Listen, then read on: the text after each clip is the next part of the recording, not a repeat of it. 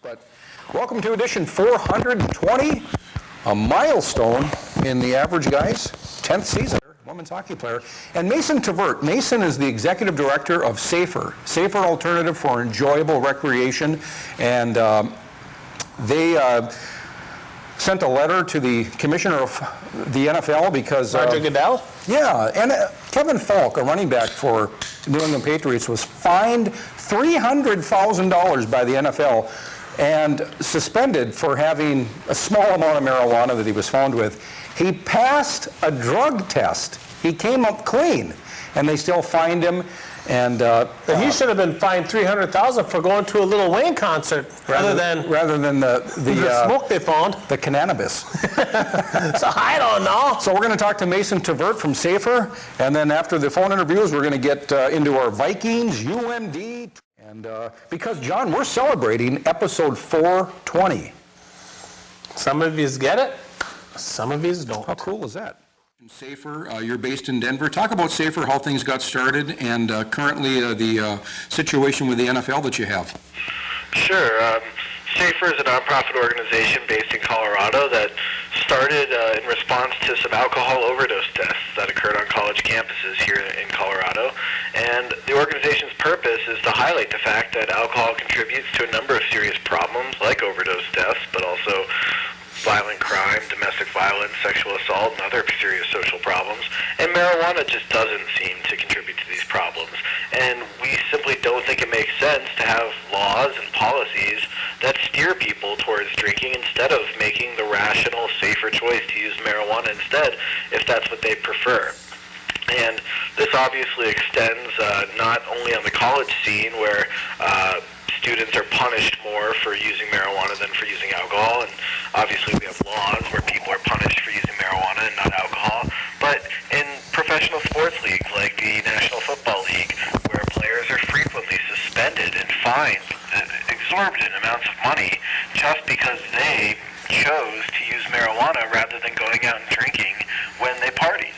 And this has really come to light recently.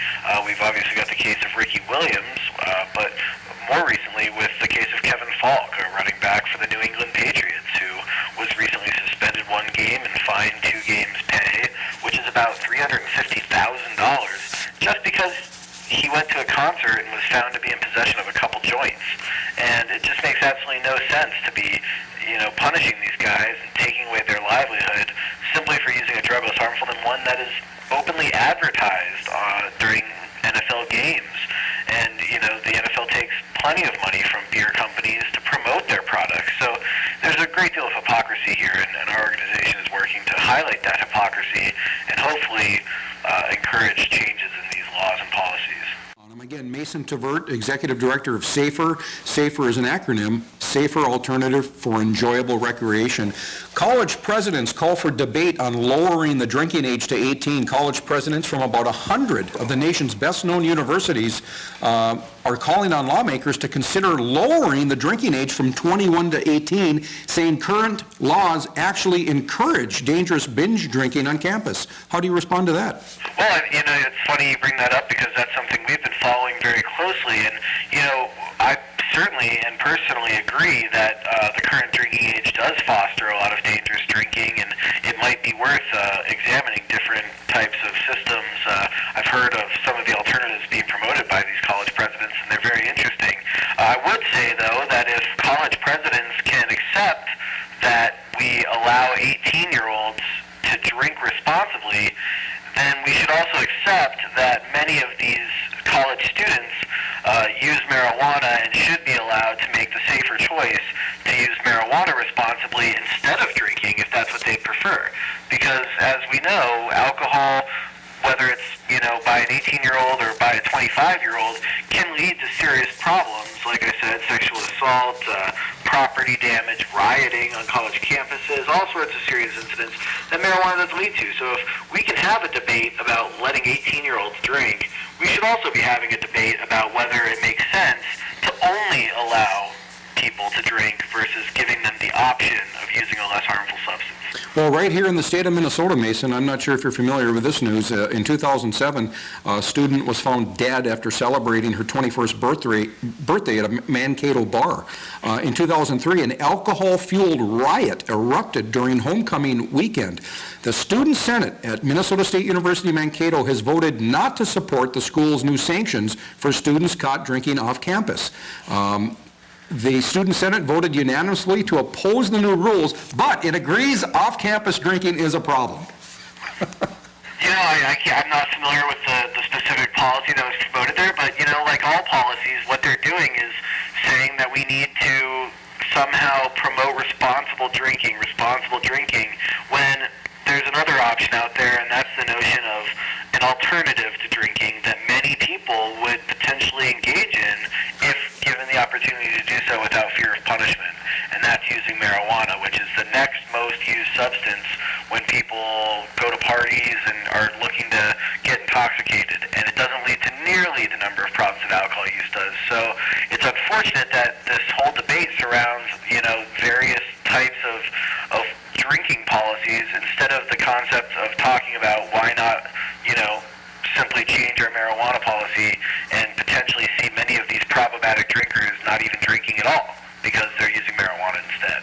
But time and again, though, getting back to the NFL, when they're having their press conferences, it's like you see the team logo behind them, all interspersed, but then you see the Coors Beer logo, intermingled with it. And talk about your kid at home that's 8 or 9 years old, and you're sitting there and you're watching the head coach of the Denver Broncos speaking, Shanahan, and there's the Coors logo, like 50 of them mixed in with 50 logos of the Broncos.